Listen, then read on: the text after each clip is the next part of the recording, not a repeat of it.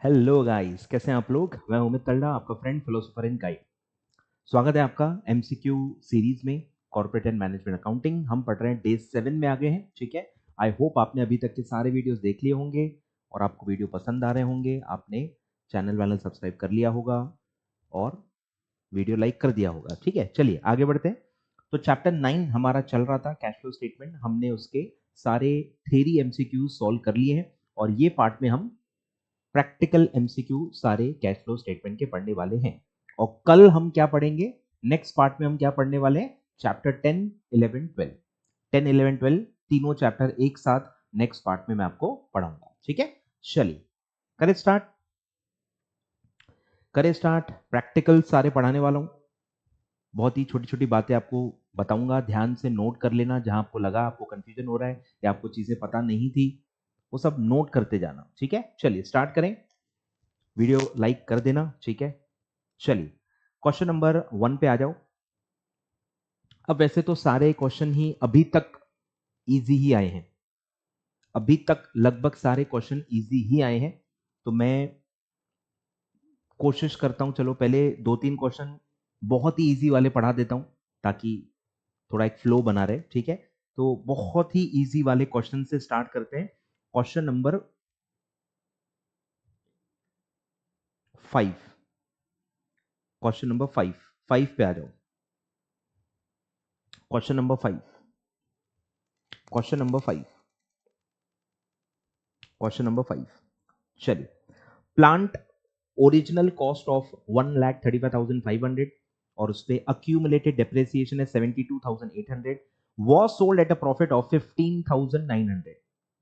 Profit amount है, profit of 15,900 during the year 1819। The amount of cash flow from the transaction will B.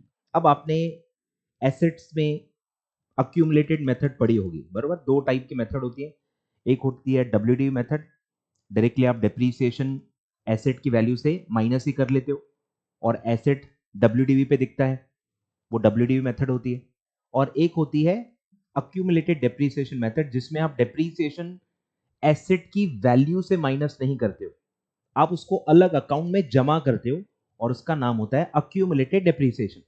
और क्योंकि आपने asset की value से minus ही नहीं किया उसको, एसेट की वैल्यू ओरिजिनल कॉस्ट पे ही दिखती है जितने पे आपने उसको खरीदा था। क्लियर है। तो आपको जब भी प्रॉफिट लॉस निकालना होता है, प्रॉफिट लॉस क्या वैल्यू से निकलेगा, डब्ल्यूडीवी से ही निकलेगा।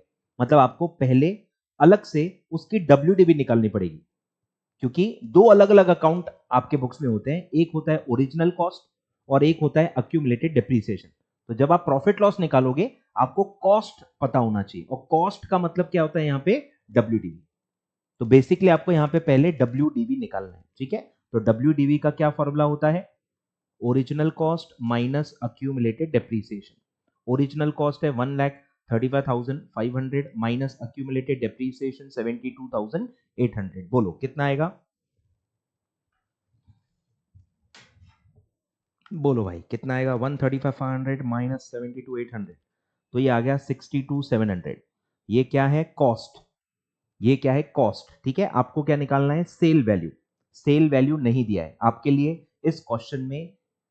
कैश फ्लो क्या है, आपने एसेट बेचा है, बेच के पैसा मिलता है, तो आपके लिए यहाँ पे कैश फ्लो का एंगल क्या है, सेल वैल्यू। आपको बेसिकली सेल वैल्यू निकालना है। सेल वैल्यू डायरेक्टली दी हुई नहीं है, आपको अलग से कॉस्ट पहले निकालना है और फिर आपको अलग से प्रॉफिट दिया है, कॉस्ट और प्रॉफिट को ऐड कर लेना है, तो आपको सेल वैल्यू मिल जाएगी। ठीक है, तो sale value is equal to cost, that is WDV, plus profit. बोलो, कॉस्ट है 62,700 प्लस आपका प्रॉफिट है 15,900, तो आपने कितने में बेचा होगा एसेट को, 78,600। ये आपका सेल वैल्यू रहा होगा और ये आप इनफ्लो दिखाओगे इन्वेस्टिंग एक्टिविटी में। हेड खैर पूछा ही नहीं है, बस कैश फ्लो क्या है, कैश फ्लो क्या है, सेल वैल्यू। तो 78,600 आपका इनफ्लो है, और क्योंकि प्लांट है तो ये इन्वेस्टिंग एक्टिविटीज में आप इसको क्लासिफाई करोगे। ठीक है इजी। अब अगर आपको अक्यूमुलेटेड डेप्रिसिएशन मेथड आती है, जो मैंने रिवीजन सीरीज में तक पढ़ाई हुई है, रेगुलर वालों को तो बहुत डिटेल में पढ़ाता हूं मैं, बट मैंने रिवीजन वालों को भी पढ़ाया हुआ है ऑलरेडी मेरे रिवीजन सीरीज में। तो आपको अगर पता है तो आप समझ गए होंगे कि कितना इजी क्वेश्चन है। ठीक है, चलिए बढ़े आगे। आ जाइए, एक और बहुत ही इजी क्वेश्चन पे आ जाओ। क्वेश्चन नंबर 13, 1 3 13, क्वेश्चन नंबर 13 आ जाओ। A company has a net cash sale of 6 lakh, cash expenses of 2 lakh 80,000 and depreciation of 50,000। अब ध्यान दो, यहां कैश एक्सपेंस लिखा है, टोटल एक्सपेंस नहीं लिखना है। इसमें से डेप्रीसिएशन माइनस मत करना, समझ में आ रहा है? यहां कैश एक्सपेंस लिखा है, और अगर यहां मैं टोटल एक्सपेंस लिखता तो फिर डेप्रीसिएशन आपको माइनस करना होगा। और यहां डायरेक्ट कैश सेल यानी कैश इनफ्लो अलग से दिया है, कैश आउटफ्लो अलग से दिया है, सब कुछ दिया हुआ है। बस कंफ्यूज करने के लिए आपको डेप्रीसिएशन दिया हुआ है, तो डेप्रीसिएशन इग्नोर करो। मतलब ये डायरेक्ट मेथड टाइप क्वेश्चन है ना, याद आ रहा है? Cash flow statement direct method, तो डायरेक्ट मेथड में क्या करते हो, cash inflow minus cash outflow, non cash वाले इग्नोर कर दो। ठीक है, बहुत ही बेसिक क्वेश्चन है। ठीक है, इसमें एक और क्वेश्चन क्या बनाया जा सकता है, कैश एक्सपेंस की जगह आपको टोटल एक्सपेंस नाम दिया जा सकता है। इन दैट केस आपको क्या करना होगा, डेप्रिसिएशन पहले अलग से माइनस कर लेना होगा उससे, और फिर माइनस करना होगा। ठीक है, चलिए तो बोलो, कैश फ्लो फ्रॉम ऑपरेटिंग क्या आएगा, नेट कैश सेल यानी cash inflow minus cash expenses यानी कि कैश आउटफ्लो, 6 लाख माइनस 2,80,000, तो वो आएगा आपका 3,20,000। क्या मजाक कर रहे हो सर? बस आ गया आंसर, यस आ गया, इतना ही है। बस आपको डेप्रीसिएशन इग्नोर करना है, वो नॉन कैश आइटम है, कैश फ्लो स्टेटमेंट में नहीं आता। सर एड बैक क्यों नहीं किया? अरे भाई वो इनडायरेक्ट मेथड में होता है, वो जब आप नेट प्रॉफिट से स्टार्ट कर रहे होते हो तब एड बैक होता है।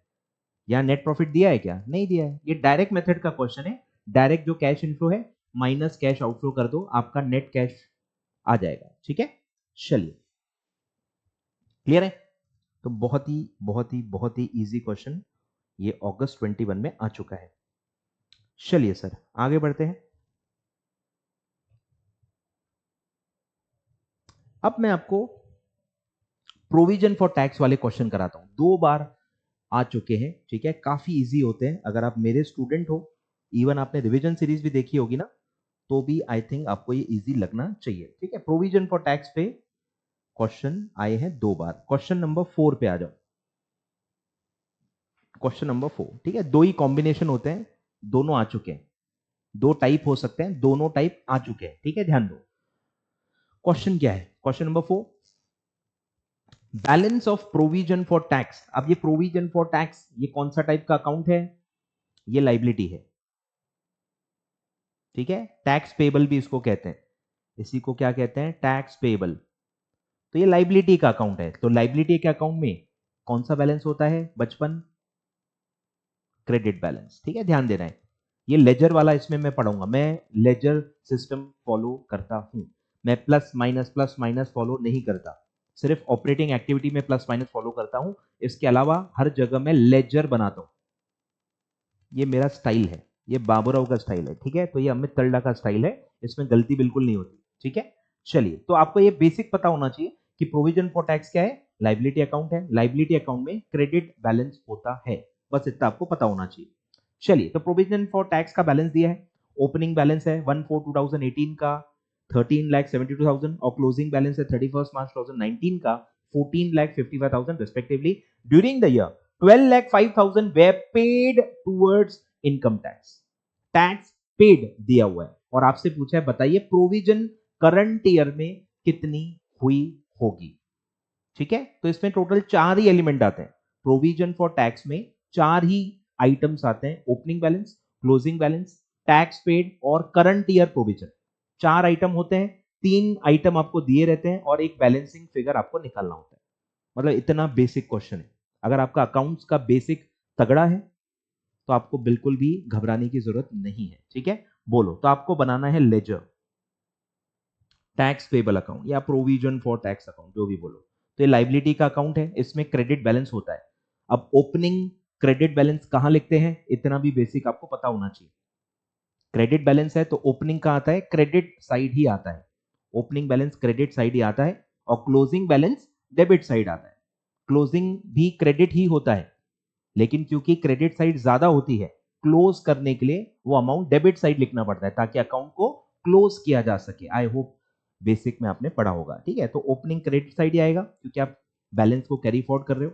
क्लोजिंग में आपको अकाउंट बंद करना होता है, तो आप जिस साइड का बैलेंस कम होता है उस साइड पे वो लिखना पड़ता है, तब जाके अकाउंट बंद होता है। तो हम डेबिट साइड क्यों लिखते हैं? क्योंकि क्रेडिट साइड ऑलरेडी ज्यादा होती है, उसमें क्रेडिट बैलेंस ही होता है। ठीक है, चलिए, तो ओपनिंग बैलेंस कितना है? 13,72,000 और क्लोजिंग बैलेंस है 14,55,000। और फिर आपको दिया है टैक्स पेड कितना है? 12,05,000। अब मुझे बताओ जर्नल एंट्री, टैक्स पेड की जर्नल एंट्री क्या होती है? Tax payable debit, debit the receiver. Tax payable किसका अकाउंट होता है सर? गवर्नमेंट का। पर्सनल अकाउंट होता है डेबिट द रिसीवर। तो tax payable account debit to cash account, तो उसकी पोस्टिंग यहां पे होगी टू कैश अकाउंट 12,05,000। और अब आपको बैलेंसिंग फिगर निकालना है जो इस साइड आता है, प्रॉफिट एंड लॉस अकाउंट, मतलब वो करंट ईयर का प्रोविजन होता है। Profit and loss account debit to provision for tax account, ऐसा उसकी एंट्री होती है। तो ये क्रेडिट साइड इसका आता है, करंट ईयर प्रोविजन उसको कहते हैं। बोलो, दोनों अमाउंट क्रेडिट डेबिट के दिए हुए हैं, तो डेबिट के दोनों आइटम्स को ऐड करो और क्रेडिट का एक आइटम माइनस कर दो, तो आपको बैलेंस मिल जाएगा। बोलो, 12,05,000 प्लस 14,55,000, तो डेबिट का टोटल आ रहा है 26,60,000 माइनस 13,72,000, तो आपका प्रोविजन होगा 12,88,000। 12,88,000 सर हम प्लस माइनस से करें तो कर सकते हो, पर आप घूम जाओगे। कब प्लस होता है कब माइनस होता है वो साइन बदलते रहती है। अगला क्वेश्चन जो आप देखोगे ना, फिर उसमें आपको उल्टा करना पड़ेगा, और इतना सारा प्लस माइनस आप याद नहीं कर सकते। आप इंसान हो, गधे नहीं हो। जो भी ये लोग प्लस माइनस याद करते हैं ना, वो खुद ही इंडिकेशन दे रहे हैं कि वो क्या चाहते हैं कि मैं उनको क्या समझूं। ठीक है, तो आप बेसिक पे टिको। आपको जर्नल एंट्री अगर आती है, आपको लेजर का पोस्टिंग आता है, आपको लेजर का ओपनिंग क्लोजिंग पता है, तो कुछ करना ही नहीं है आपको, बस अमाउंट निकालने हैं, कैलकुलेटर से बैलेंसिंग फिगर निकालना है, जो कि मेरे हिसाब से ज्यादा आसान है। आपको कुछ भी याद रखने की जरूरत नहीं है। ठीक है, चलिए, तो ये आ गया आपका 12,88,000। ठीक है, अब एक और इसका ट्विस्टेड क्वेश्चन है, वो है क्वेश्चन नंबर 17। 1717 आ जाओ, 1717 आ जाओ, 1717 आ जाओ। देखो क्या है, MN Limited reported income tax expense of 6,10,000 on its income statement। PNL में कौन सा इनकम टैक्स आता है? प्रोविजन। ठीक है, ये बेसिक वही बोल रहा हूँ, सब बेसिक्स हैं, कोई बहुत हाईफाई अकाउंटिंग की बात नहीं कर रहा मैं, 11th 12th कॉमर्स की बात कर रहा हूँ। तो इनकम टैक्स एक्सपेंस मतलब क्या है? ये प्रोविजन है जो PNL में आपने डेबिट की होगी। तो वो दिया हुआ है कि करंट ईयर में प्रोविजन की है 6,10,000, फिर आपको ओपनिंग क्लोजिंग दिया है, और इस बार आपको टैक्स पेड पूछा है। अब अगर आप प्लस माइनस देखो फॉलो करोगे तो आप तो हो जाओगे, क्योंकि प्रोविजन पूछी है तो प्लस माइनस अलग होता है, और टैक्स पेड पूछा है तो प्लस माइनस अलग होता है। कितना याद रखोगे भाई? ठीक है, तो याद मत रखो, बस क्या करो, लेजर बनाओ, लेजर बनाओ, टैक्स पेबल। ठीक है, लाइबिलिटी अकाउंट है, क्रेडिट बैलेंस होता है, ओपनिंग क्रेडिट साइड आएगा, क्लोजिंग डेबिट साइड आएगा, अमाउंट्स लिखते जाओ। बोलो, ओपनिंग बैलेंस है आपका 80,000, क्लोजिंग बैलेंस है 1,30,000, और अब आपको प्रोविजन दी है। प्रोविजन की एंट्री क्या होती है? PNL debit to tax payable. तो टैक्स पेबल हम क्रेडिट कर रहे हैं, तो टैक्स पेबल के क्रेडिट में जाके क्या पोस्टिंग करेंगे? By PNL. याद आ रहा है? Ledger accounting 11th 12th commerce.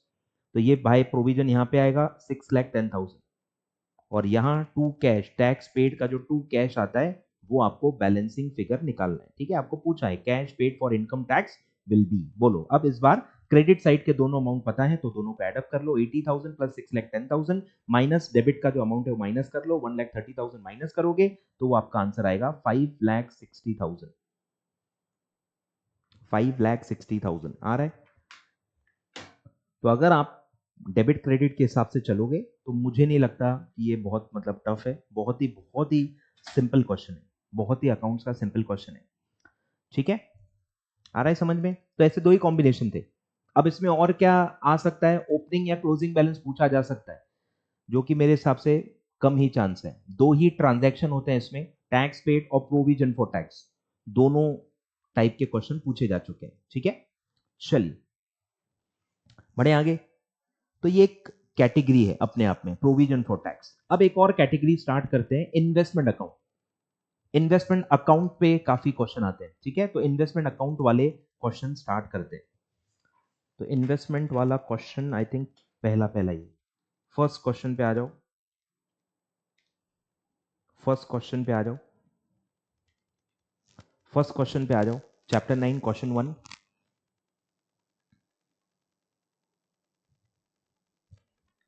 करें start, let's start. Pooja limited had investment of 68 lakh as on 31st March 2018 and 81 lakh as on 31st March 2019। Opening closing balance दिया है। अब आप मुझे बताओ इन्वेस्टमेंट अकाउंट क्या है, एसेट है, तो उसमें कौन सा बैलेंस होता है, डेबिट बैलेंस, ठीक है, इसका भी मैं लेजर अकाउंट बना के करवाऊंगा। During the year the company had sold, transaction क्या है, सेल। अब सेल वैल्यू ऑब्वियसली आपको नहीं दी होगी, अलग से देखो दिया हुआ है, 30% आपने बेचा ऑफ द ओरिजिनल इन्वेस्टमेंट, यानी ओपनिंग बैलेंस, जितना भी आपका ओपनिंग बैलेंस है इन्वेस्टमेंट का, उसका 30% इन्वेस्टमेंट आपने बेच दिया। और कितने में बेचा, प्रॉफिट आपको दिया है, सेल वैल्यू नहीं दिया है। सेम आपको पहले कॉस्ट निकालना पड़ेगा कि कितने कॉस्ट के इन्वेस्टमेंट बेचे होंगे, फिर उसमें प्रॉफिट जोड़ना पड़ेगा, फिर आपको पता चलेगा कि सेल वैल्यू ऑफ इन्वेस्टमेंट कितना होगा, ठीक है। तो प्रॉफिट आपको दिया है 9,60,000। The cash inflow and cash outflow of investment will be. अब कैश इनफ्लो तो ठीक है, सेल किया है तो कैश इनफ्लो होगा। सर भैया ये आउटफ्लो कहां से आ गए, आउटफ्लो कहां से आ गए, तो यहां पे हिडन फिगर होता है कि आपको इन्वेस्टमेंट अकाउंट बनाना पड़ेगा और उसमें परचेस ऑफ इन्वेस्टमेंट आपको हिडन फिगर निकालना पड़ेगा। और परचेस क्या होता है, कैश आउटफ्लो, ठीक है। इसलिए मैं लेजर अकाउंट से बनवाता हूं, उसमें हिडन फिगर निकालना थोड़ा आसान होता है, ठीक है। बोलो तो क्या करेंगे इसमें, ठीक है। आउटफ्लो तो हिडन फिगर आएगा, परचेस कितना किया होगा वो हिडन फिगर आएगा। पहले आपको सेल वैल्यू निकालनी है, कॉस्ट और सेल वैल्यू निकालना है इन्वेस्टमेंट सोल्ड का, ठीक है, ध्यान दो। अब सीधे सीधे लिखा हुआ है 30% of original investment. Original investment कितना है, बोलो 68 लैक्स। ओपनिंग बैलेंस है 68 लैक्स, तो 68 लाख का 30% वो आता है 20.4 लैक्स। ये क्या है, इसका क्या इंटरप्रिटेशन होगा कि 20,40,000 के कॉस्ट के इन्वेस्टमेंट 9,60,000 के प्रॉफिट पे बेचे, तो आप निकाल सकते हो सेल वैल्यू। बोलो कॉस्ट प्लस प्रॉफिट,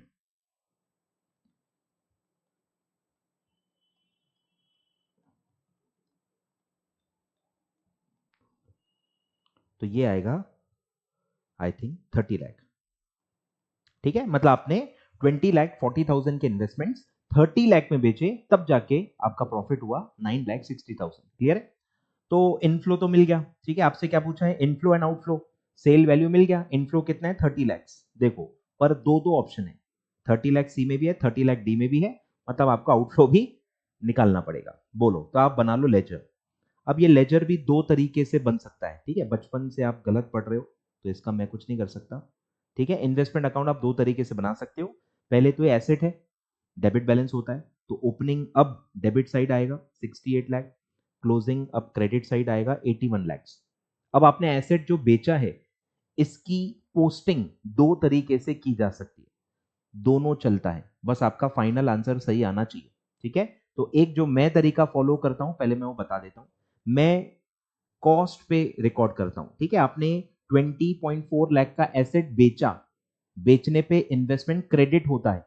अब आप इसकी एंट्री भी सोच सकते हो। बोलो आपने बेचा, पैसा आया होगा, bank account debit 30 lakhs to investments जाएंगे, रियल अकाउंट है, credit what goes out, at cost जाएंगे। ये आपको बस पता होना चाहिए बेसिक, कि ये एट कॉस्ट क्रेडिट होता है 20.4। और जो भी आपका प्रॉफिट है वो P&L या कैपिटल रिजर्व जहां भी आप ट्रांसफर करो तो वो आएगा 9.6। ऐसी एंट्री पास होती है। क्लियर है। तो इन्वेस्टमेंट अकाउंट कितने से क्रेडिट होता है, 20.4 से ही होता है, 30 लाख से क्रेडिट नहीं होता। इसीलिए मैं ये एंट्री के हिसाब से पोस्टिंग करता हूं, ठीक है। तो इसके दो तरीके होते हैं पोस्टिंग के, या तो आप सीधे सीधे बैंक अकाउंट लिख के कॉस्ट से क्रेडिट कर दो, बात खत्म, ठीक है, या दूसरा तरीका है जो काफी बच्चे 11th-12th में वैसा ही पढ़ते हैं, कोई दिक्कत नहीं है उसमें भी, 68, ये क्लोजिंग 81, और एक तरीका यहाँ पे कि आप बैंक पूरा लिखो 30, लेकिन सिर्फ 30 नहीं लिख सकते, आपका ये ध्यान होना चाहिए कि 30 अगर आप ले रहे हो तो आपको यहाँ debit side to profit and loss 9.6 लेना जरूरी है। दोनों पोस्ट करोगे तो ठीक है, इन दोनों का नेट इफेक्ट 20.4 क्रेडिट ही होता है, तो चलता है, कोई भी दिक्कत नहीं, ठीक है। तो ये आ गया। अब बैलेंसिंग फिगर निकाल लो, क्रेडिट साइड को पहले टोटल कर लो, 20.4 प्लस 81 माइनस 68, तो आपने परचेज कितने का किया होगा, 33.4, तो ये आएगा टू बैंक। इन्वेस्टमेंट परचेज की एंट्री क्या आती है, investment to bank, to cash bank, तो 33.4 का आपने परचेज किया है, तो इनफ्लो 30 लाख है और आउटफ्लो 33.4 लाख है, तो आपका ऑप्शन है डी, आपका ऑप्शन है डी, ठीक है। इसमें भी आप निकालोगे तो टू कैश यहाँ पे 33.4 ही आएगा। क्लियर है, दोनों चलता है सर, कोई भी दिक्कत नहीं, कोई भी दिक्कत नहीं, जो जिसमें आप कंफर्टेबल हो वो आप कर सकते हो। क्लियर है, आ रहा है समझ में, बस इन्वेस्टमेंट अकाउंट बनाना है और नॉर्मल कॉस्ट निकालना है, कॉस्ट प्लस प्रॉफिट करना है, सेल वैल्यू आ जाएगी।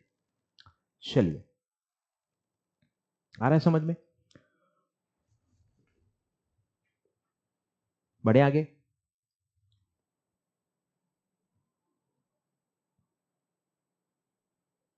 बढ़े आगे, हर आंसर के बाद मैं खुद ही कुछ सेकंड रुकूंगा, ठीक है, कोशिश करूंगा रुकने की, बट बहुत ज्यादा नहीं रुक पाऊंगा, ठीक है। चलिए, आई होप आपको सब समझ में आ गया है, वर्किंग्स आपकी स्क्रीन पे दिख रही हैं, जिनको लिखना है लिख सकते हैं, पॉज करके लिख सकते हैं, स्क्रीनशॉट लेना है स्क्रीनशॉट ले सकते हैं। चलिए सर, अब आते हैं इन्वेस्टमेंट का एक और क्वेश्चन है, वो देख लेते हैं। क्वेश्चन नंबर 6 पे आ जाओ, क्वेश्चन नंबर 6 आ जाओ, क्वेश्चन नंबर 6।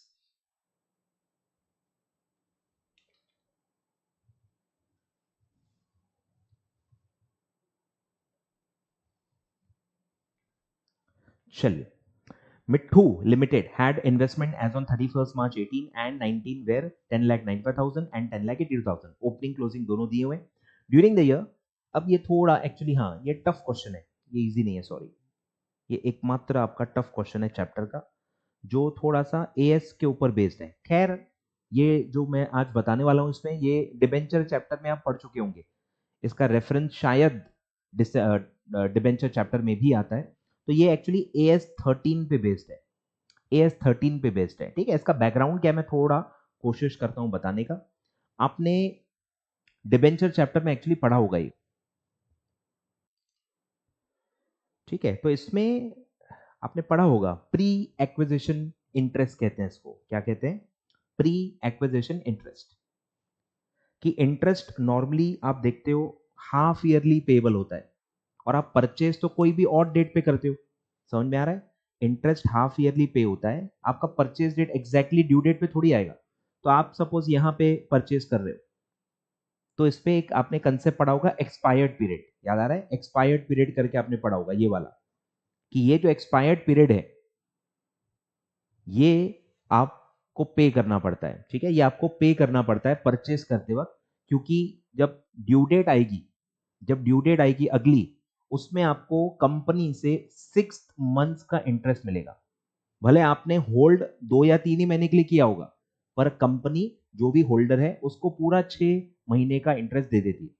तो जो परचेस करने के पहले का पीरियड है, ये सेलर जो है जिससे आपने इन्वेस्टमेंट लिए, वो सेलर आपसे इंटरेस्ट भी वसूल करता है, क्योंकि इंटरेस्ट किसकी इनकम होती है, जिसका पैसा लगा हुआ है। तो ये जो पीरियड है, ये जो पीरियड है, ब्लू कलर का जो पीरियड है, ये सेलर ने होल्ड किया हुआ है, तो ये इंटरेस्ट इनकम उसकी है, तो ये आपसे वो वसूल करेगा, क्योंकि कल चल के कंपनी से आपको मिलेगा। क्लियर है, तो इसको कहते हैं प्री एक्विजिशन इंटरेस्ट, ठीक है। तो इसका जो ट्रीटमेंट है वो क्या है, जब आपको 6 महीने का इंटरेस्ट रिसीव होगा, तो क्या आप 6 महीने को पूरा आपकी कमाई दिखा सकते हो, क्या वो इंटरेस्ट रेवेन्यू है आपकी 6 मंथ्स की, नहीं सर। तो अगर मैं एग्जांपल लूं कि ये 3 मंथ्स है, ये 3 मंथ्स है, अरे आपने तो 3 महीने होल्ड किया है, तो आपकी इंटरेस्ट इनकम तो 3 महीने की बनती है, अरे पर आपको तो 6 महीने के का अमाउंट मिलेगा ना। तो यहां वो ट्रीटमेंट एएस 13 की आती है कि ये जो 3 महीने का इंटरेस्ट है जो आपको मिल रहा है, ये आपको इन्वेस्टमेंट अकाउंट में लेना है, क्योंकि परचेस करते वक्त इतना अमाउंट आपने ज्यादा दिया था। याद आ रहा है? कम इंटरेस्ट, एक्स इंटरेस्ट, आ रहा है कुछ याद? तो ये वही है, ये वही है। कम इंटरेस्ट प्राइस जो आपने पे की होगी, तो वो इंटरेस्ट आप ऑलरेडी भर चुके हो वहां पे एक्स्ट्रा, तो आपकी इन्वेस्टमेंट की कॉस्ट खरीदते वक्त थोड़ी सी ज्यादा थी, इंटरेस्ट भी उसमें इंक्लूड हो चुका होता है, और बाद में जब ये आपको मिलता है तो उसकी यही ट्रीटमेंट है कि वो इन्वेस्टमेंट से माइनस करो, क्योंकि वो ऑलरेडी इन्वेस्टमेंट में आप ऐड कर चुके हो, आप पे कर चुके हो सेलर को at the time of purchase. Clear है? तो यही हम इसमें करने वाले हैं। ठीक है, चलिए स्टार्ट करते हैं, क्वेश्चन पढ़ते हैं पहले। तो ओपनिंग क्लोजिंग दिया हुआ है। During the year interest on investment received 77,000 which was used in writing down the book value of investment। यानी आपने इन्वेस्टमेंट अकाउंट को क्रेडिट किया है, इंटरेस्ट मिला है जो आपने इन्वेस्टमेंट अकाउंट में क्रेडिट किया है। क्यों? क्योंकि वो प्री एक्विजिशन इंटरेस्ट होगा, दिया नहीं है, ये आपको समझना है कि राइटिंग डाउन और ये सब क्या होता है, ये प्री एक्विजिशन इंटरेस्ट की ट्रीटमेंट है एज पर एस 13। ठीक है, तो प्री एक्विजिशन जब भी कोई होता है तो आप एसेट को क्रेडिट करके उसको राइट डाउन करते हो। एसेट में डेबिट बैलेंस होता है, डेबिट वाले अकाउंट को आप क्रेडिट करोगे तो राइट डाउन होगा। ठीक है, if there were some purchases of investment then cash flow from the investment and interest would be, बराबर सेम जो मैंने कहा, हिडन फिगर, परचेज भी होगा तो आपको अकाउंट बना के निकलेगा। तो आपसे क्या पूछा है, कैश फ्लो फ्रॉम इन्वेस्टमेंट कितना है एंड फ्रॉम इंटरेस्ट कितना है, बोलो। तो इंटरेस्ट का तो 77,000 ही रहेगा, इंटरेस्ट का तो 77,000 रहेगा, तो एक्चुअली आंसर तो ओरल ही आ जाता है। इंटरेस्ट देखो मिल रहा है तो वो इनफ्लो है, तो इनफ्लो 77,000 एक ही ऑप्शन में, इन्होंने 77,000 आउटफ्लो दिखाया। आउटफ्लो कैसे होगा, इंटरेस्ट रिसीव्ड है ना हमारे लिए, ठीक है, तो वो 77,000 हो गया। अब कुछ बच्चों को डिबेंचर डिबेंचर वर्ड घूम रहा होगा, वो मैंने एग्जाम्पल दिया है, यहां अपने लिए वो इन्वेस्टमेंट है, बात समझो, हमारे लिए इन्वेस्टमेंट है, एसेट है, उस पर हमको इंटरेस्ट मिल रहा है, तो वो इनफ्लो में आएगा। ठीक है, तो वैसे तो डायरेक्टली आ जाएगा, बट स्टिल अपन सॉल्व करेंगे। बोलो, क्वेश्चन पूरा सॉल्व कर लेंगे। बोलो, तो आपने क्या किया है, देखो इन्वेस्टमेंट अकाउंट में आपने क्या किया होगा, बोलो। ओपनिंग बैलेंस डेबिट में आएगा, बोलो डेबिट बैलेंस 10,95,000, और क्लोजिंग बैलेंस क्रेडिट साइड में आएगा 10,82,000। अब आपने जो 77,000 है वो इन्वेस्टमेंट में क्रेडिट किया है, तो वो उसकी पोस्टिंग लेनी पड़ेगी, बाय कैश 77,000। इन्वेस्टमेंट बेचा नहीं है इसमें, इन्वेस्टमेंट बेचा नहीं है इसमें, ठीक है, तो नेट नेट इसमें आपने खरीदा है इन्वेस्टमेंट, तो वो आपको अमाउंट निकालना है। ठीक है, बोलो, तो पहले क्रेडिट की टोटल ले लो, 10,82,000 प्लस 77,000 माइनस 10,95,000, तो नेट परचेस आपने किया होगा 64,000 कैश। ठीक है, आउटफ्लो यानी परचेस किया है, तो आपका ऑप्शन क्या आएगा, कैश इनफ्लो 77,000 इंटरेस्ट का, और कैश आउटफ्लो परचेस का इन्वेस्टमेंट का 64,000। ठीक है, तो ये अकाउंट से वो निकलता है। क्लियर है? तो काफी आसान क्वेश्चन है, बट ये राइट डाउन और ये वो काफी बच्चों को नहीं आता है ख्याल में। ठीक है, तो ये प्री एक्विजिशन इंटरेस्ट है, और प्री एक्विजिशन आप कंसोलिडेशन में भी पढ़ते ही हो। ठीक है, चलिए बढ़े आगे, बढ़े क्या भाई, आगे आगे आगे, चलिए अब लाइन से ही पढ़ते हैं। चलो, जो था अभी हो गया, अभी लाइन से पढ़ते हैं। आ जाओ क्वेश्चन नंबर 2 पे आ जाओ। क्वेश्चन नंबर 2, क्वेश्चन नंबर 2,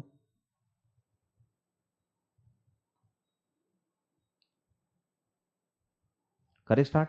चलिए let's start. During the year 2018-19 a company redeemed, redemption से क्या होता है, आउटफ्लो। ठीक है, ध्यान देना, इनफ्लो आउटफ्लो पे ध्यान देना। Company redeemed its 10% debenture of 8 lakh at 10% premium. ठीक है, ये 10% क्या था, ये तो रेट ऑफ इंटरेस्ट है, यहाँ पे उसका कोई काम नहीं है। सर वो अज्यूम करेगा इंटरेस्ट, नहीं सर, इंटरेस्ट जब तक बोला नहीं है अज्यूम नहीं करना होता है कैश फ्लो में। ठीक है, 10% रेट ऑफ इंटरेस्ट है, यहाँ इसका कोई काम नहीं है। रिडीम हुआ है सर 10% प्रीमियम पे। 8 लाख फेस वैल्यू है और 10% प्रीमियम पे रिडीम हुआ है, तो आपको निकालना है कैश आउटफ्लो कितना हुआ होगा, बोलो। तो रिडम्पशन में कैश आउटफ्लो कितना हुआ होगा, 8 लाख प्लस 10% या इनटू 110 रुपीज, ऐसा आप कर सकते हो। ये फेस वैल्यू है, ये नंबर नहीं है। सर इंटू 110 क्यों नहीं कर सकते, क्योंकि ये नंबर नहीं है, ये अमाउंट है। 8 लाख क्या है, अमाउंट है, तो प्लस 10% करो या जो भी है प्रीमियम का अमाउंट ले लो, ठीक है। तो मैं प्लस 10 कर रहा हूं, तो वो टोटल अमाउंट आएगा 8,80,000 और ये आएगा माइनस में, क्योंकि ये आउटफ्लो है, रिडम्पशन है। और फिर लिखा है after some time a fresh issue में क्या होता है, inflow was made by new 10% debenture of 7,50,000, ये भी क्या है, फेस वैल्यू। 7,50,000 क्या है, face value at a premium of 25%। बोलो, इशू किया आपने,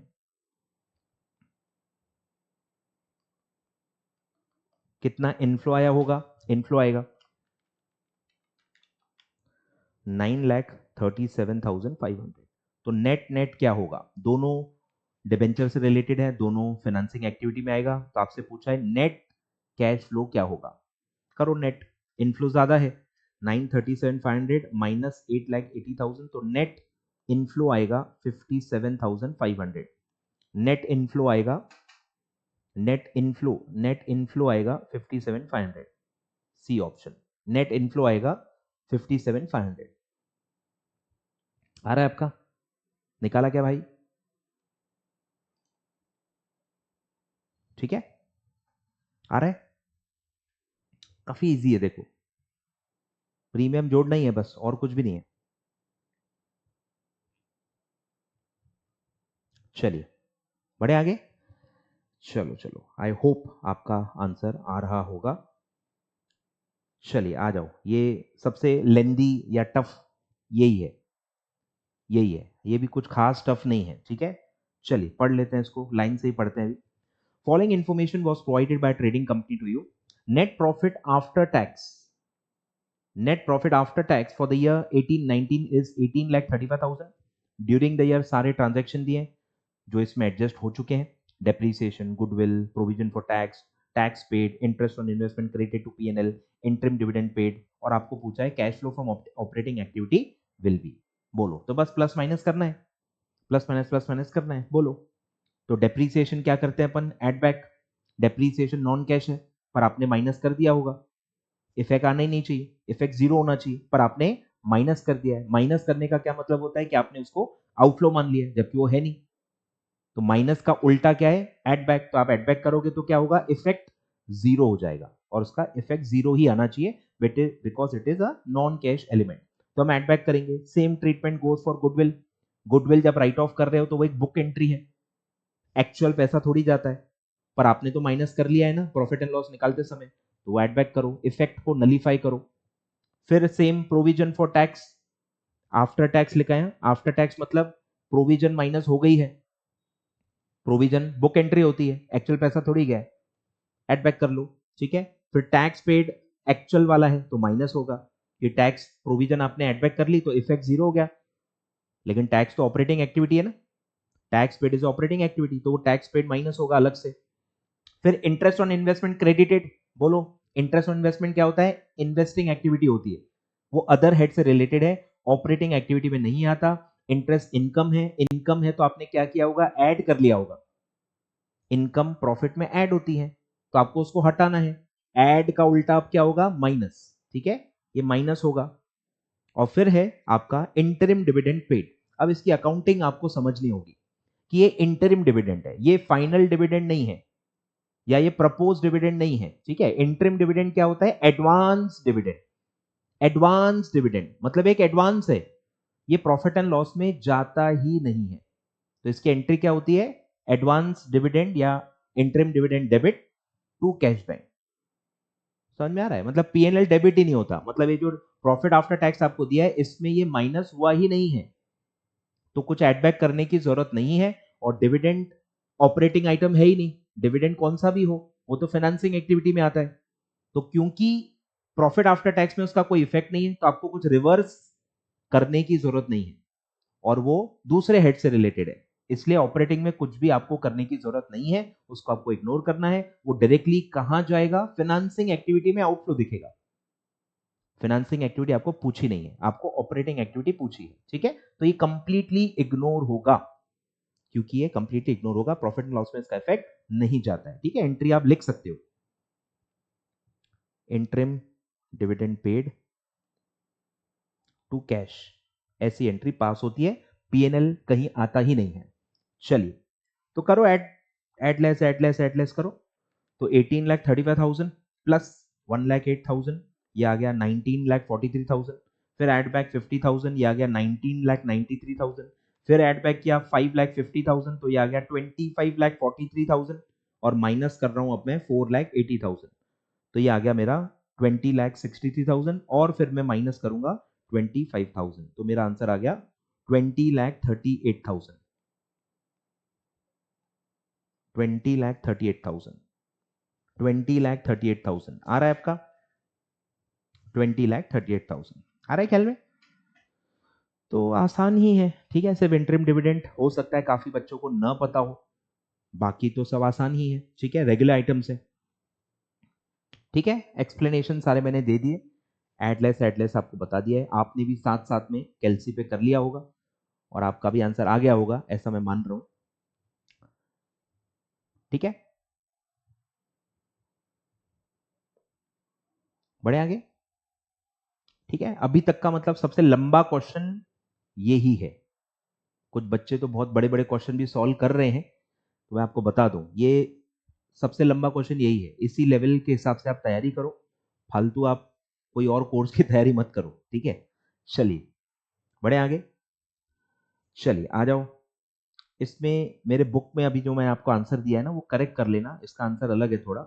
ये एक्चुअली मैं रिवीजन सीरीज में पढ़ा चुका हूं, ठीक है? आते हैं, चलो पढ़ते हैं। On 31st March 2019, X limited has 8% FD.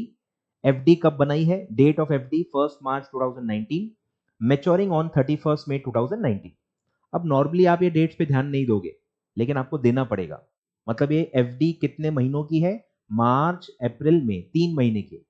और जब भी कोई सिक्योरिटी 3 महीने की होती है, तो आप उसको क्या कहते हो? Marketable security, which is a part of cash and cash equivalent. और अगर कोई पार्ट है कैश एंड कैश इक्विवेलेंट्स का, तो उसका कहीं इफेक्ट आता ही नहीं है, वो तो कैश एंड कैश इक्विवेलेंट में ऐड हो जाता है ना। आ रहा है कुछ समझ में? तो ये मतलब ट्रिक था, मतलब ये अगर आपने ड्यूरेशन ध्यान नहीं दिया, तो आप गलत डायरेक्शन में जा सकते हो। Of 3 lakh rupees, interest is received on monthly basis while preparing cash flow statement as per AS3। बताओ क्या होगा? पहला है 2,000 interest will be added to net profit while calculating net cash inflow after tax from operating activity। 3 lakh will be treated as cash outflow investing activity, both A and B or none of above। बोलो, जब मैंने 3 महीने की FD बनाई होगी, मुझे बताओ उसका क्या इफेक्ट होगा? एक इफेक्ट जाएगा मार्केटेबल सिक्योरिटी में, मार्केटेबल सिक्योरिटी बढ़ जाएगा, which is a part of cash and cash equivalent. दूसरा इफेक्ट क्या है? मेरा बैंक बैलेंस या कैश बैलेंस कम हो जाएगा, which is also a part of cash and cash equivalent. दोनों effect cash and cash equivalent में, तो इन्वेस्टिंग में क्यों आएगा भाई? कॉन्ट्रा एंट्री है ये, मतलब कैश एंड कैश इक्विवेलेंट के लिए कॉन्ट्रा एंट्री है, उसका इफेक्ट कैश फ्लो में नहीं आता। आ रहा है कुछ समझ में? तो इसीलिए बोथ ए एंड बी तो आ ही नहीं सकता, बी भी नहीं आ सकता। ए के बारे में सोचो, ए में क्या लिखा है? Interest will be added to the net profit. बोलो, आपने एफडी बनाई है, एफडी पे इंटरेस्ट मिलता है, और फिर आप क्या करते हो? अगर आपने वो पीएनएल में डाला हुआ है, ठीक है, तो इंटरेस्ट क्या होता है? वो तो मिल रहा है, ऐड हो चुका होता है, उसको तो अपन माइनस करेंगे, इंटरेस्ट का इफेक्ट आएगा। इंटरेस्ट जो मिल रहा है वो कॉन्ट्रा एंट्री नहीं होता है, इंटरेस्ट का इफेक्ट आता है। पर वो उसका क्या इफेक्ट आएगा कि अगर आपने वो पीएनएल में दे लिया है, तो आप उसको माइनस करके पहले ऑपरेटिंग से हटाते हो, और फिर उसको इन्वेस्टिंग में एज अ इनफ्लो दिखाओगे। पर इन्होंने क्या लिखा है? 2,000 interest will be added to the net profit. Add क्यों होगा? ऐड क्यों होगा भाई? और ऐड तो ऑलरेडी हो गया होगा, for the purpose of cash flow हम वहां से माइनस करते हैं। तो ए ऑप्शन भी नहीं है, ए भी नहीं है, बी भी नहीं है, और ए और बी तो हो ही नहीं सकता, इसलिए ऑप्शन क्या आएगा? D, none of above. तो जो 3 लाख का एफडी आप बना रहे हो, उसका नो इफेक्ट आता है, ठीक है? ध्यान दो, समझ लो, 3 लाख का जो है उसका नो इफेक्ट आएगा, क्योंकि वो कॉन्ट्रा इफेक्ट है, दोनों के दोनों effect cash and cash equivalent में, तो कैश फ्लो स्टेटमेंट में कोई भी उसका इफेक्ट नहीं आएगा। 2000 कहां से आया, कुछ बच्चे वही घूम रहे हैं 2000 कहां से आ गया सर, 8% के हिसाब से एक महीना आएगा, 1 मार्च से लेके 31 मार्च, आपका जो ईयर है 1 मार्च से लेके 31 मार्च का आपको इंटरेस्ट मिलेगा, लिखा हुआ है मंथली बेसिस, तो आप निकाल सकते हो 3 लाख पे 8% के हिसाब से एक महीना, बोलो कितना आएगा, तो आएगा 2000, आ रहा है, ये 2000 है वो, तो ये 2000 का इफेक्ट आएगा, तो इसका क्या इफेक्ट आएगा, माइनस करेंगे ऑपरेटिंग एक्टिविटी में और इनफ्लो दिखाएंगे इन्वेस्टिंग एक्टिविटी में, ठीक है, जो कि आपके कोई भी ऑप्शन में नहीं है, इसलिए ऑप्शन आंसर क्या आएगा, नन ऑफ अबव। मैंने आपका जो पीडीएफ है उसमें शायद सी ऑप्शन टिक हुआ होगा, तो आप करेक्ट कर लो, करेक्ट कर लो, ठीक है, नन ऑफ अबव आंसर आएगा, और ये आईसीएसआई के सजेस्टेड आंसर में भी नन ऑफ अबव ही है, ठीक है। चलिए, तो जितना मैं एक्सप्लेन कर सकता था मैंने कर दिया है। चलिए गाइस, बढ़े आगे, वर्किंग लिख लो कि सर 2000 रुपए कहां से आया, 2000 रुपए की वर्किंग लिख लो।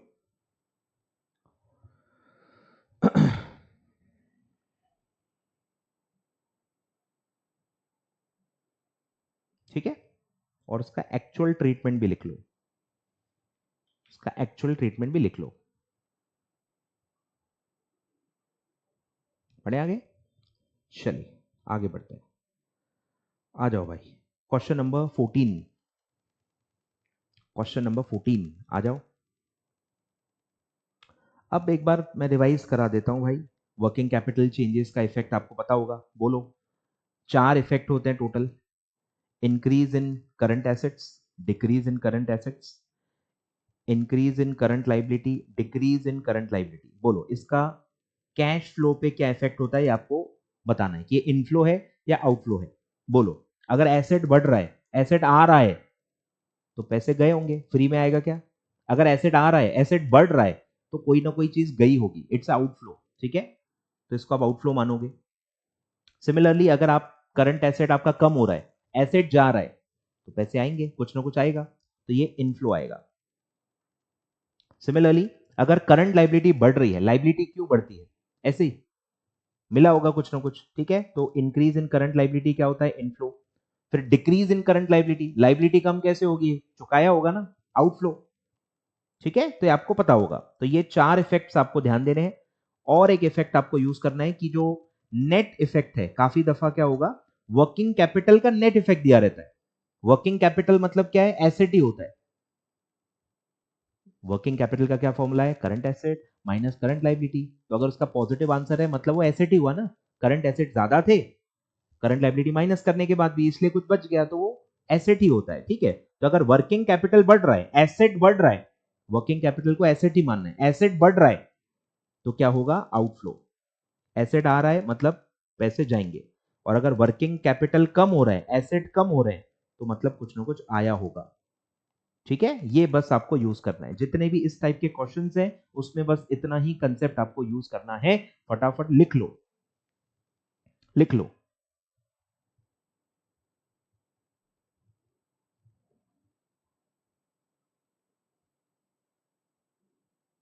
लिख लो,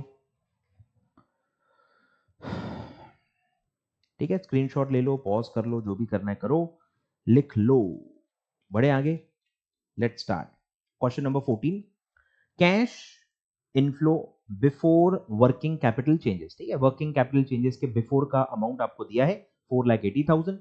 अब वर्किंग कैपिटल चेंजेस दिया है, बोलो पहला है decrease in inventory, increase in receivables position मतलब debtors, and increase in payables position 70,000, then cash flow from operating activity will be, तो बस प्लस माइनस करना है। बोलो स्टार्टिंग पॉइंट क्या होगा, before working capital changes, profit before working capital changes starting point होगा अपना 4,80,000।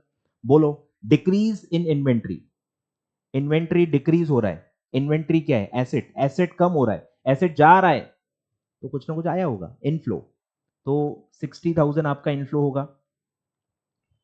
फिर है इंक्रीज इन रिसीवेबल, डेटर बढ़ रहे हैं, एसेट बढ़ रहा है, एसेट आ रहा है, तो कुछ ना कुछ गया होगा, तो ये माइनस आएगा 80,000। आपको एक्चुअली रिसीवेबल्स को इमेजिन नहीं करना है, काफी बच्चे गलती करते हैं, एक्चुअल में रिसीवेबल को इमेजिन करेंगे तो आपको इमेजिनेशन नहीं आएगी, आपको बस एसेट और लाइबिलिटी के हिसाब से सोचना है, ठीक है।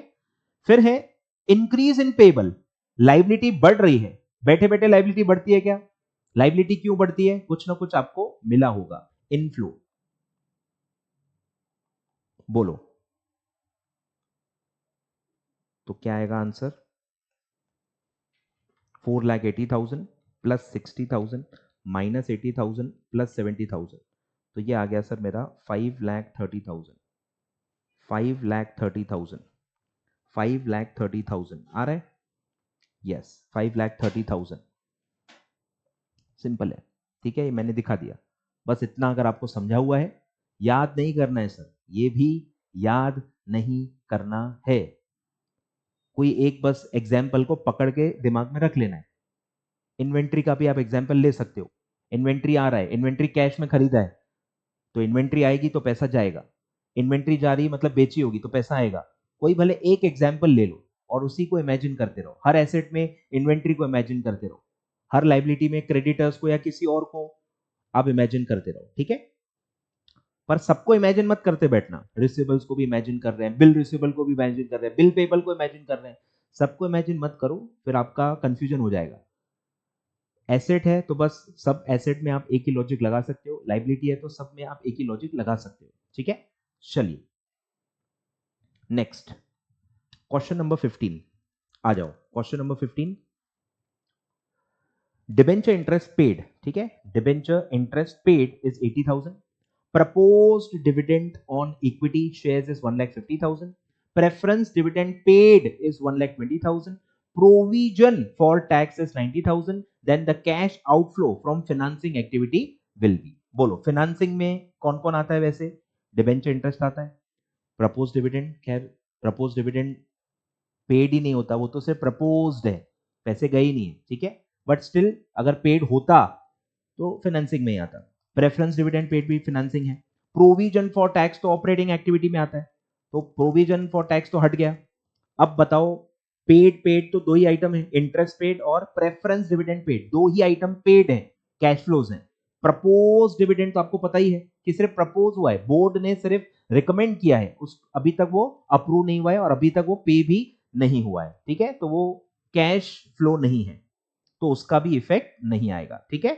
तो प्रपोज डिविडेंड का इफेक्ट क्यों नहीं आएगा, नॉट अ कैश फ्लो, वो कैश फ्लो है ही नहीं, और प्रोविजन फॉर टैक्स क्यों इग्नोर होगा, क्योंकि वो ऑपरेटिंग एक्टिविटी से रिलेटेड है, हमको क्या पूछा है, फाइनेंसिंग, ठीक है, तो दो ही आइटम्स हैं, तो डिबेंचर इंटरेस्ट 80,000 पे हुआ है आउटफ्लो, और प्रेफरेंस डिविडेंड पेड वो भी आएगा आउटफ्लो, तो टोटल आउटफ्लो कितना आएगा, 2 लाख, टोटल आउटफ्लो कितना आएगा, 2 लाख, ठीक है, बहुत ही देखो इजी क्वेश्चन था, बहुत ही इजी क्वेश्चन था,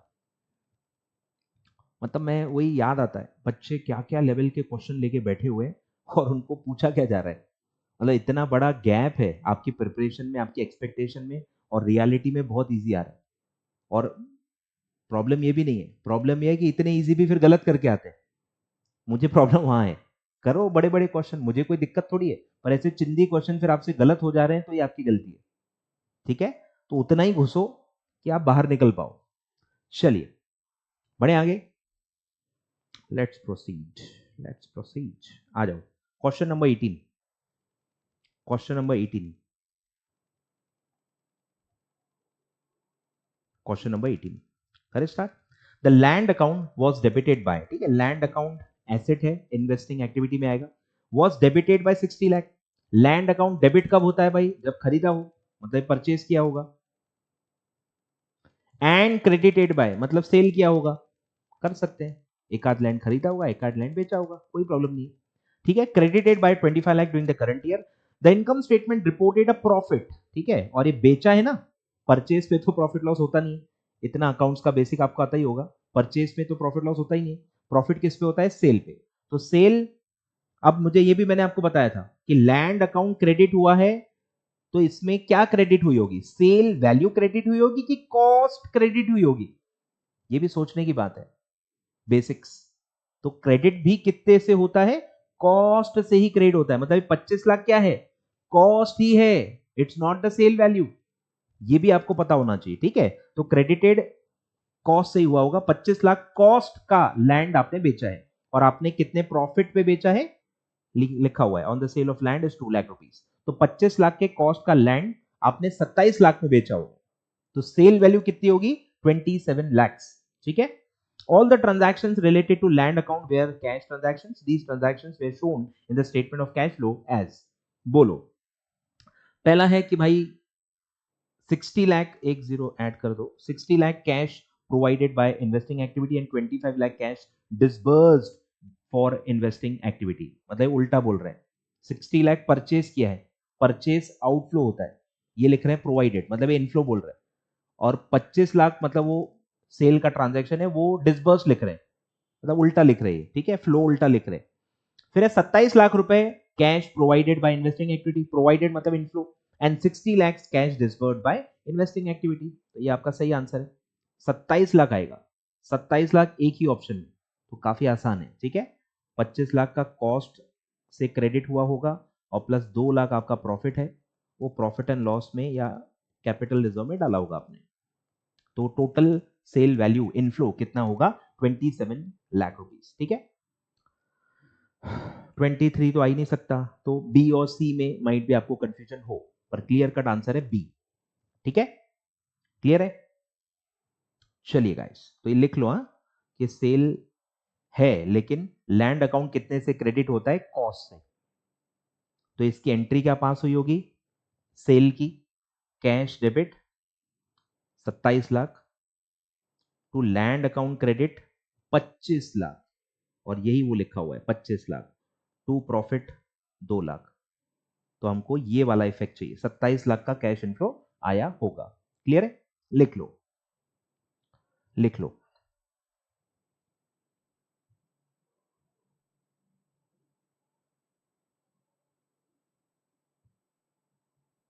ठीक है, पॉज करके लिख लो, आगे बढ़ते हैं। चलिए गाइस, आगे बढ़ते हैं, क्वेश्चन नंबर 19 आ जाओ, question number 19, the net profit after tax, net profit after tax for the year was 30 lakh, working capital increased, अच्छा वो है रॉन्ग क्वेश्चन है, ये रॉन्ग क्वेश्चन है, पर ये मैं बता देता हूं, कुछ खास बड़ी गलती नहीं है इसमें, एक काम करो, इंक्रीज्ड को आप लिख लो डिक्रीज्ड, इंक्रीज्ड को आप लिख दो डिक्रीज्ड, ठीक है, तो अपना आंसर आ जाएगा, बोलो। तो वर्किंग कैपिटल डिक्रीज्ड के हिसाब से अपन सॉल्व करेंगे, ठीक है, decrease during the year by 5 lakhs, depreciation was 5 lakh, tax expense was 7,50,000, and the amount paid towards income tax based on self assessment tax and demand for from income tax department for earlier year was 10 lakh, total लाने आपने इस साल 10 लाख का पे किया है, कुछ पिछले साल का है, डिमांड आई थी इसलिए, और जो भी है कोई भी फर्क नहीं पड़ता, कोई भी साल का असेसमेंट का टैक्स आप भर रहे हो, इस साल भर रहे हो, तो वो इस साल के कैश फ्लो में आएगा, ठीक है।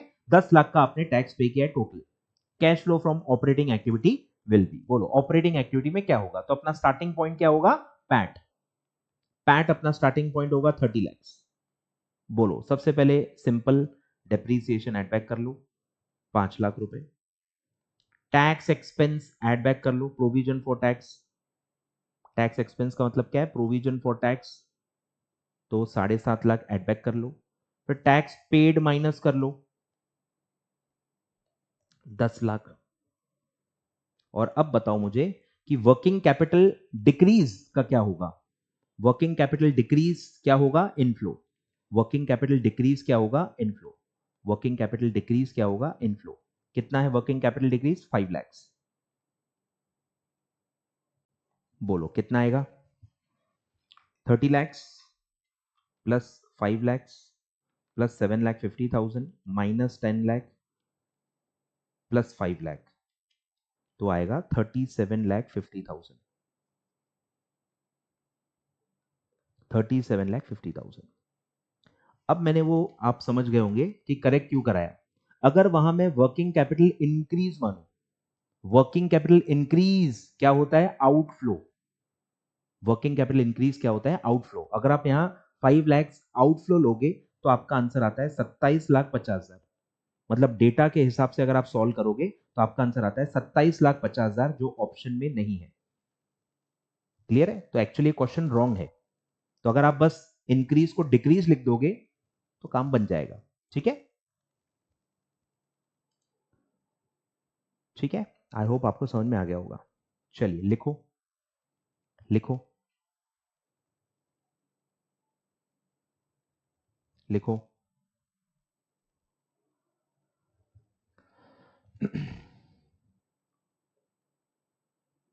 लिखा? ठीक है, तो आप करेक्ट कर लेना, करेक्ट कर लेना।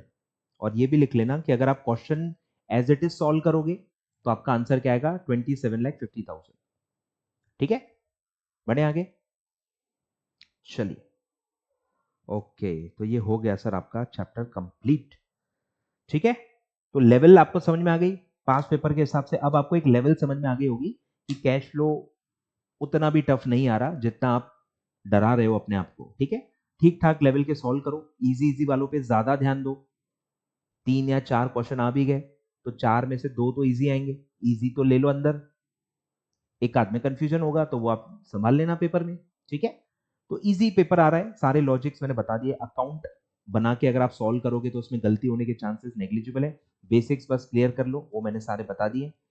ठीक है, तो आई होप आपको सब समझ में आ गया होगा। वीडियो लाइक कर देना भाई। और नेक्स्ट चैप्टर में कल हम पढ़ेंगे चैप्टर 10, 11, 12। कल हम पढ़ेंगे चैप्टर 10, 11, 12। ठीक है, थैंक यू सो मच।